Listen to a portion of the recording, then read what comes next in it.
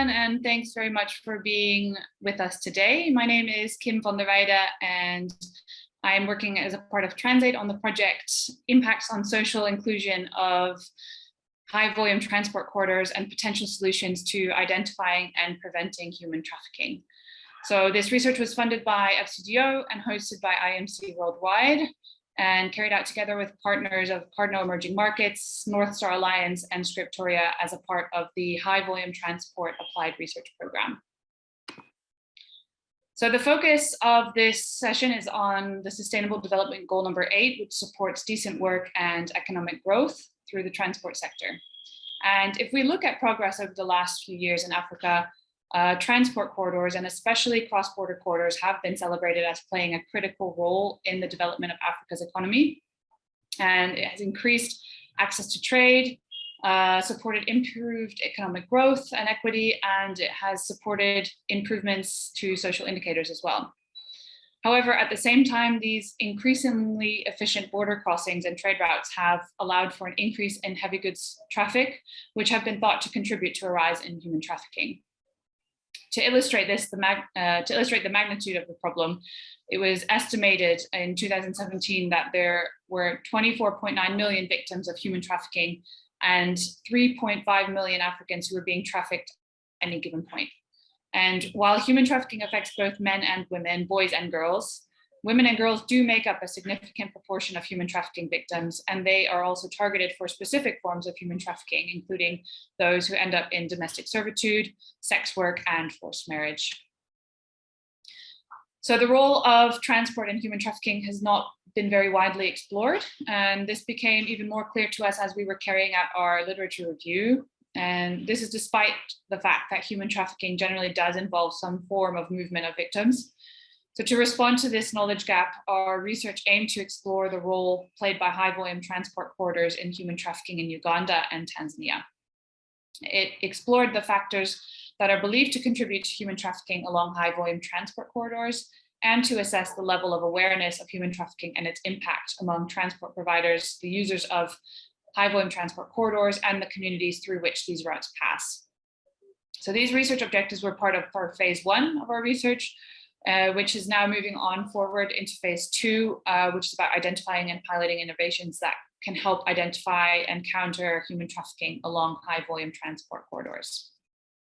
Our research took place in 4 sites in Tanzania and Uganda, 3 of which were at border sites. And these include Malaba and Busia in Uganda and Tunduma in Tanzania, and 1 key transit location, which was Arusha in Tanzania. And they're also all along major high volume transport routes. Our research used a combination of quantitative and qualitative methods to carry out its phase 1 research. So over 1,500 quantitative surveys were carried out with drivers, conductors, and turnboys of heavy goods vehicles, buses, coaches, and taxis. And these surveys were also carried out with community members around essential transport sites, such as truck stops and cross-border checkpoints. Then we also carried out 43 qualitative interviews with various stakeholders, including the transport police, border officials, transport associations, driver training schools, survivors of human trafficking, and civil society organizations all involved in human trafficking. So I'd like to share some of the results from our study with you.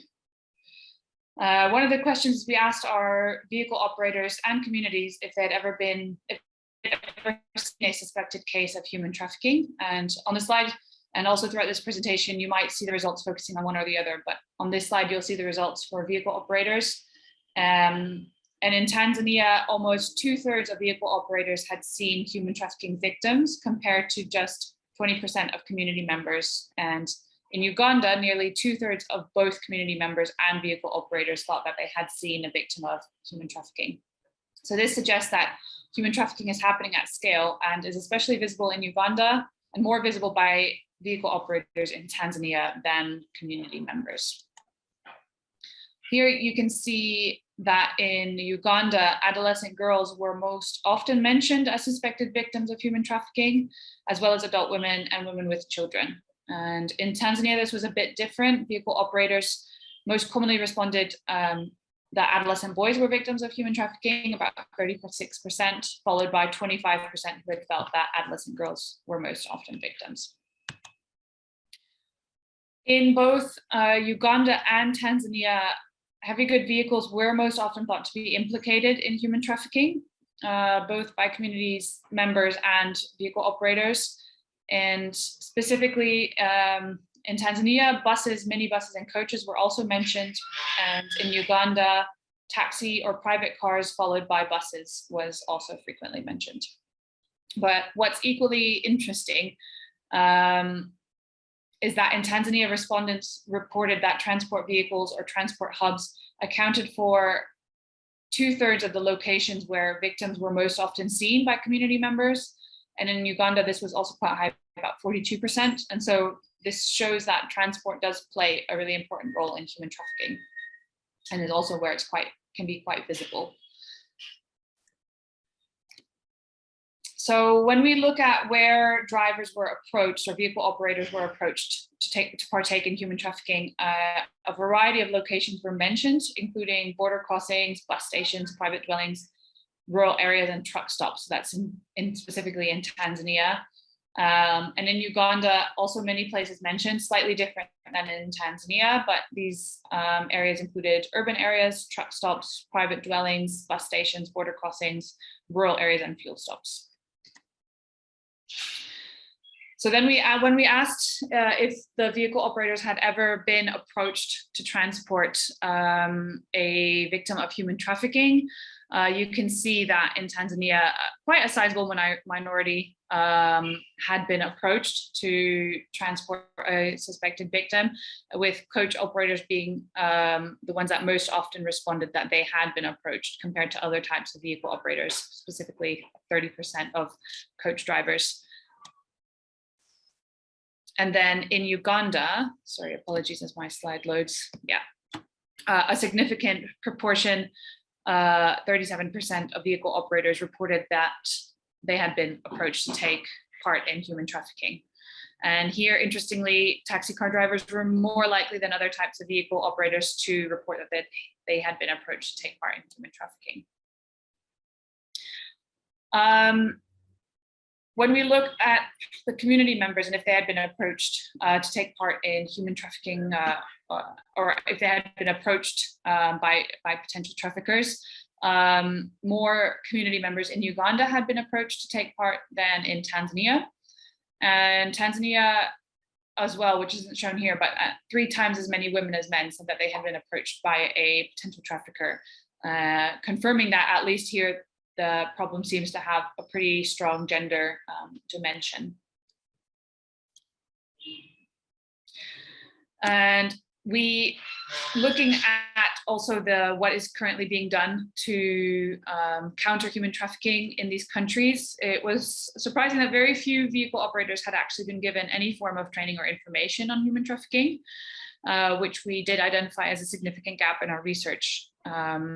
However, when we discussed with both vehicle operators, as well as during the qualitative interviews, there was quite a lot of interest in overcoming this and offering more training and information on human trafficking. And when we explored the small group that had received information or training about human trafficking, it was quite positive that we saw that it was quite effective in changing the knowledge, attitudes, and practices of these vehicle operators. And so this was really promising, and is information that we are taking forward into the phase 2 of our research as an important opportunity to counter human trafficking activities in the transport sector. So when we spoke to, in our qualitative interviews, when we spoke to transport associations and driver training schools, we discovered that none of the driver training school interviewed had integrated human trafficking into their activities in a structured way. So that did align with what vehicle operators had told us as well. And it was often attributed to a lack of resources, directives, or other incentives to do so. And importantly, they also felt, it's not mandated by the regulation legislation as well. So they're not required to include this in their curriculum. However, all driver training schools and also most transport associations did show an interest in doing more work in this area, and they have specifically outlined some areas where they felt like they would need support. So that's also something that we're carrying forward in our research. So based on these findings, and many more of which can be found in our report, we made several recommendations and implications for policy and practice. I won't take you through all of them, but just a few. There we go. So public information campaigns are very much needed in both countries to address the low level of awareness of human trafficking among community members. And we did identify a lot of support among vehicle operators, as well as driver training schools and associations for training and information against human trafficking activities. And we should really consider a regional mandatory module to be introduced. The training for vehicle operators, so what the drivers and vehicle operators recommended was that we should be focusing about what the law says on human trafficking, victim identification, and the steps that drivers and conductors and turnboys can take if they encounter a human trafficking situation.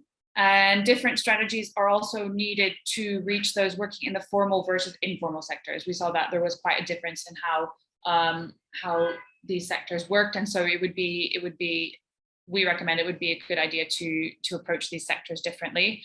So those working for large employers versus those working for small businesses.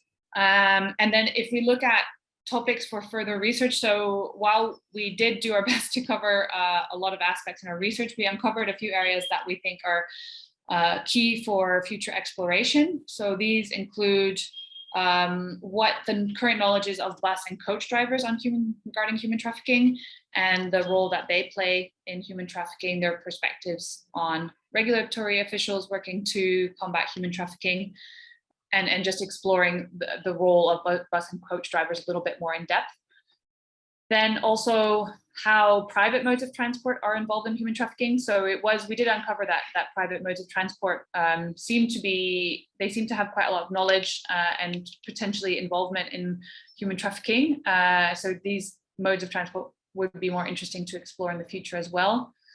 And also what types of transport businesses are involved in organizing human trafficking and the best ways to engage with them moving forward. Then lastly, how can we reach the informal sector transporters as opposed to those who are working for more established companies? Those are more easy to reach. So how can we do better to engage and interact with the informal sector regarding human trafficking? So that is it for me today. Thank you so much for your attention, and really looking forward to receiving any questions that you might have. Thank you. My name is Paul Wafula, and I work with the Flone Initiative, where I support with the research and policy issues. So I have the pleasure of making a presentation of a study that we did in Machakos.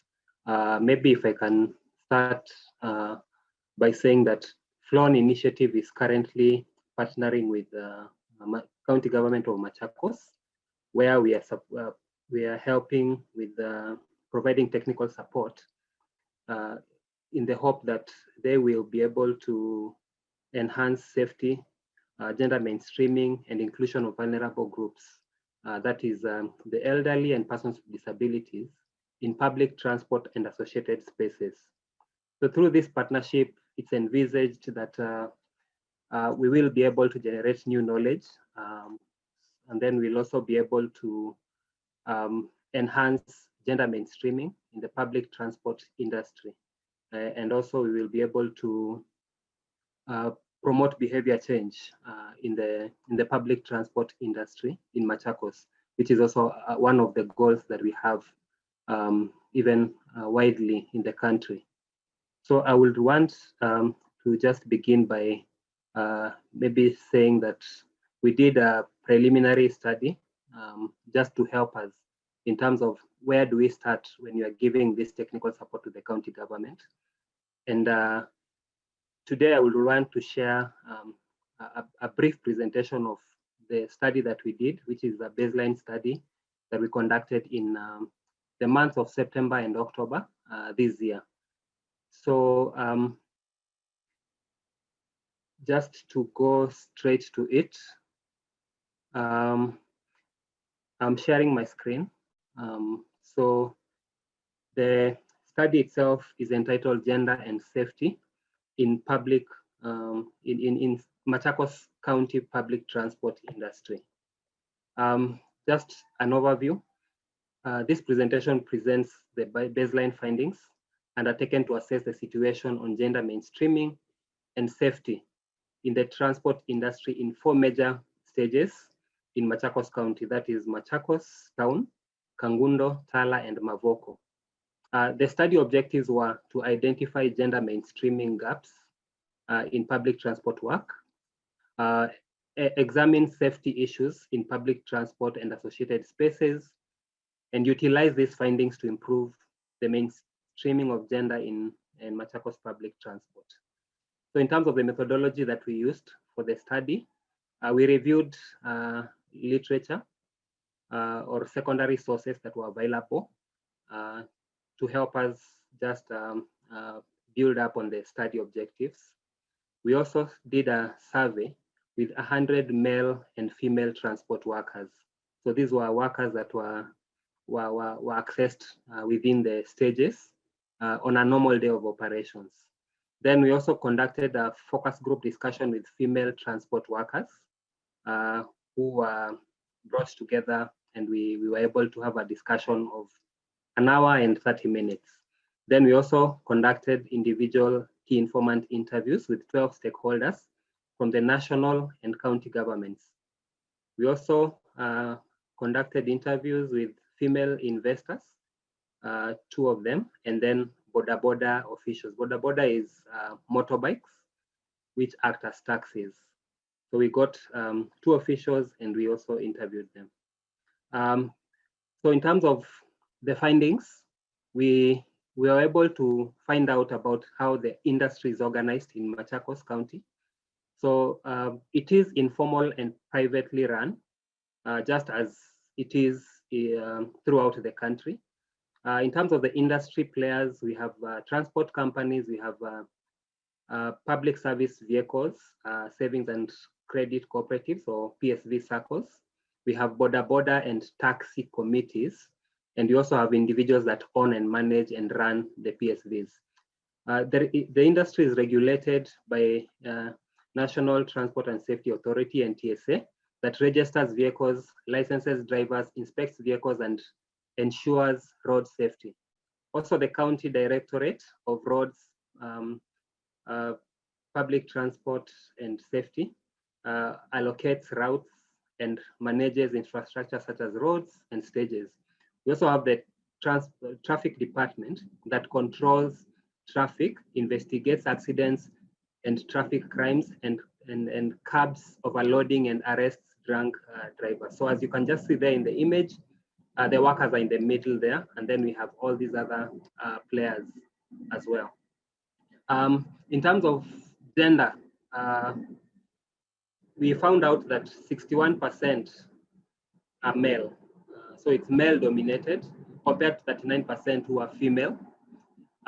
This was quite surprising because the study had, from what we had gathered in our secondary sources and even from the county government initially, was that it was less than 1%.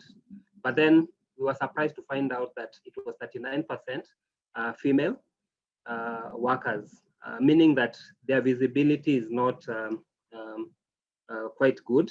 But then we have those women who are working there but are not visible. In terms of available jobs in the industries, jobs are advertised through word of mouth, and this means that they're likely to reach more men, in their informal networks. 41% of female workers feel that the industry is an equal opportunity employer. So that is 41% is less than half, which is a bit low. So in terms of the female workers' roles, attributable to risk of sexual harassment, lack of physical strength and vital skills like driving or mechanics, women are likely to work as 33% as vendors, 28% stage attendants, 13% conductors, 10% as drivers. It was interesting that men believe women are keen, accountable, and with great customer service necessary for work in the transport industry. One key informant quoted that if women are given influential positions, they are likely to bring positive change since they are committed and organized. Where there are women in circle leadership, for instance, in a circle called Rainbow Circle, there is order. So in terms of the age, 41% of females are aged between 36 to 40, while 31% male are aged 31 to 35. Then for males there, we can see the findings, but it's interesting to note that the male workforce is much younger compared to the female workforce, which is mostly middle-aged. Educational qualifications, majority have secondary education, which is beyond basic education, meaning that they are able to upgrade and gain skills in other industries as well. But then also we have majority of them who would like to upgrade and get additional skills in defensive driving, customer service, motor vehicle mechanics, and personal financial management skills. Motivation to join the industry. The females that we interviewed were motivated by their interest in public transport work. 31% they had no training in other professions, and 28% were motivated by the good returns that the industry provides. This was the same for male workers as well. And as you can see a quote there from one of the female workers who joined the industry because the parents have been in the industry, and she has always developed an interest to work in the industry since she was young. Barriers to participation, which are very, very important. Why is it that we have very few women compared to men in the public transport industry in Machakos? One is the lack of necessary skills like driving. Very few, negligible number had a driving license or had attended a driving course. We also have stereotypes on women's suitability for work in the industry. It's believed to be a male domain, a man's domain, and women do not have a place. Even culturally, women who will choose work in the industry are seen as, women who are failures or who cannot fit in. Most of them are labeled because they are working in the industry. Harassment and violence was quite common, and especially verbal nature, where they are called, they are labeled funny names. They are called failures. They are called loose. They are considered loose, and all those connotations that come with it. Also, there were cases of harassment in forms of physical harassment, where they were touched inappropriately by their male colleagues while at work. We also have insecurity, especially those who collect, women who work and have daily collections, mostly conductors or even vendors coming from work, can be targeted by criminals and attacked, and maybe they can even lose whatever they have earned for the day. And even some of them will get injured. You have long working hours, and also we have difficulty in accessing credit. Accessing credit for women who would want to buy matatus or taxis, so they're not able to get the loans to do that. And there's a quote there of just an experience, a woman recounting an experience where she was harassed by her male colleagues when she was joining the industry. Then working conditions, briefly, we have 90% of workers are informal and casual, and they do not have any benefits. Health insurance, it's only 54% who had 54%, sorry, lack NHIF covers due to their low and irregular income. So if you make very low earnings per day, or your job is irregular, you can be at work today or tomorrow, you may not want to commit into a health insurance where you are paying monthly premiums. Long working hours, 8 to 12 hours in a day, meaning that there's no life-work balance. We have low earnings, 64% of women earning between 500 to 800 daily or below. And this is when the situation is good, on a good day. Then the turnover rates are high. We have 36% male and 28% female who have transitioned from their former places of work because of low pay. Collective bargaining, union membership is at a dismal 5%, and workers do not belong to any union or association in the industry. Then we also have the effects of COVID-19, which has limited earnings and profits have gone down, and especially for drivers and conductors who have to deliver daily, daily targets that have been given. It's very difficult when now people are not commuting because of COVID. We also have sanitation challenges. We have smaller far-off stages, the ones that are far away from the Machakos County headquarters. Those ones do not have toilet facilities, and so this is very challenging for operators who are there and even commuters. And also for those which have toilets, you have to pay. And these payments, which are usually 10 shillings per usage, can be quite high, looking at depending on how much someone is earning. Then the aspirations of the female transport workers, many of who are stage attendants, meaning that they are touts, asking people to board vehicles, would love to become drivers and conductors. Since then, the pay is better than the pay of a stage attendant or a tout. Just a bit on harassment at work. Majority of female workers experience verbal insults and discrimination. Then female owners and motorbike riders also face insecurities like robbery of vehicles, bikes, and injuries, even leading to death. Over 75% of transport workers are not aware of reporting or complaints mechanisms, or they feel they are non-existent. Workers usually report to violent means. They resort to violent means to sort out their differences rather than reporting to authorities, because they feel nothing will be done even if they report, or the process will take very long. Just a small picture there that I want to highlight that shows the situation, just the difference between those terminologies, which are very key in this study. The issue of equality, equity, and reality.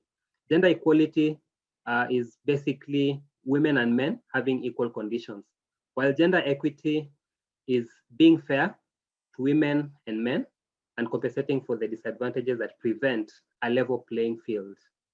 But then the reality of the situation, especially in public transport industries, you see women do not meaningfully participate, even as you can see in the image.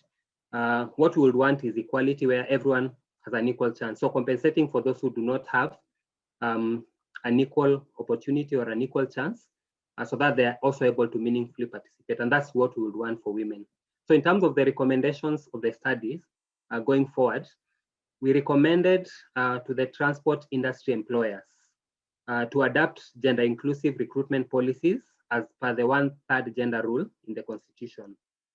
Also, we propose they adopt anti-sexual harassment policies and effective reporting mechanisms. Then they should review workers' contracts to include formal and longer-term engagement or terms of employment. They should also consider health of workers, e.g. health insurance and COVID-19 prevention measures. We realize that most of the workers do not take these COVID-19 prevention measures. Most of them don't wear masks, there's no sanitizers and all that. Then we also have the need to cater for sanitation fees or subsidize the usage fees for workers under their circles. To the National Transport and Safety Authority, NTSA, they should enforce formal codes of conduct for workers to include a clause prohibiting sexual harassment, enforce adherence to labor laws as per the NTSA 2014 regulations, involve women transport workers when coming up with regulations, and reevaluate the roles the PSV SACCOs to ensure they fulfill the traffic amendment rules of 2003. To the county government directorate, in which we are partnering with, is awareness creation on gender and the 1/3 gender rule in employment and leadership in public transport work, gender certification and awarding employers that make efforts to mainstream gender, then address sanitation concerns in smaller stages, currently without any sanitation facilities, organize women transport workers into associations with support of Flone Initiative, sensitize riders on drugs and substance abuse, and support rehabilitation for the addicted. And then infrastructure improvement, e.g. expansion of stages and repair of the road network. So as a way forward to after the study now, which we launched last month, is Flone Initiative and the county government have a formal working collaboration. And therefore the next steps are to implement the following short-term recommendations. Number one is to organize female transport workers into a Women in Transport Association, provide technical support, which we'll continue to do to the county government as required. Number three, we will support with training and capacity building for female and male workers, especially in the areas they requested for additional capacity building. And finally, regular monitoring and evaluation and learning. So thank you very much for listening to my presentation.